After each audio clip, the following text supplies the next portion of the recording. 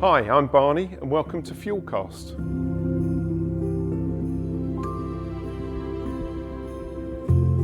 At this time of year we celebrate the birth of Jesus, Emmanuel, God with us. But I wonder sometimes if we've emphasised the divinity of Jesus and overlooked his life on earth, his humanity, his teaching and the full scandal of the incarnation. Jesus was not born into privilege, but on the margins of society as the son of a labourer to an unmarried mother and brought up in a nowhere place called Nazareth. In his years of itinerant ministry, he returned to his hometown and taught in the synagogue. The reaction of his neighbours who saw him grow up doesn't suggest they saw him as anything special. Isn't this the carpenter's son? Isn't his mother's name Mary and aren't his brothers James, Joseph, Simon and Judas? Aren't all his sisters with us? Where then did this man get all these things? And they took offence at him. When the church became intertwined with the state, the humanity of this lowly peasant and all his teaching of peace, humility and servanthood was more than a little inconvenient for warring, power-hungry emperors and popes. So we have inherited interpretations of Scripture that depict Jesus as divine and powerful, glossing over the truth of the incarnation that reveals the humanity and vulnerability of Jesus.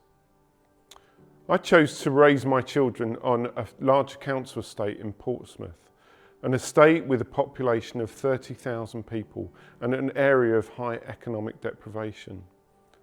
One of the lessons learnt from living on the council estate is the utterly toxic nature of a lot of the way we do charity. The trouble is, however left-wing, Guardian reading and woke we are, doesn't mean we understand what it means to experience marginalisation. However generous we are in giving our time and money to charity doesn't remove the fact that we hold the power and the agency over those resources. We may speak out for the marginalised, but have we really listened? Do we acknowledge our privilege in having a voice? And what do we communicate?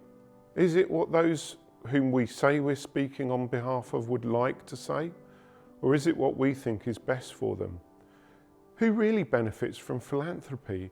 Is it the warm feeling of the giver or the receiver who may feel beholden to their benefactor? Giving charity makes us feel good as long as it doesn't impact our more comfortable life in our safe neighbourhood with security and opportunity. Urban Expression has for the past 26 years has encouraged a reversal of Christians moving out of the cities, estates and other marginalised communities to encourage them to move in.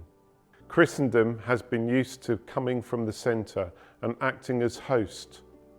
Those who are part of Urban Expression are encouraged to learn from the community they move into and be hosted by them. That act of being guest rather than host is a simple act that empowers those who are usually done unto. It's also in keeping with the model of Jesus, who generally took the position of guest.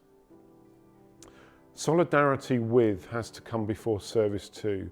If we really seek to be good news on the margins, we have to live there too. After all, is this not what the incarnation teaches us? The Word became flesh and blood and moved into the neighbourhood. I've often heard the argument that you have to be in the centre to bring about change. But is that true? When we look at movements that have brought about radical change, do they come from the centre or the margins? Why was Jesus born into the margins of society instead of being born into a more influential position? Perhaps the challenge to us is, if we're not experiencing marginalisation at some level, are we really living out the teachings of Jesus?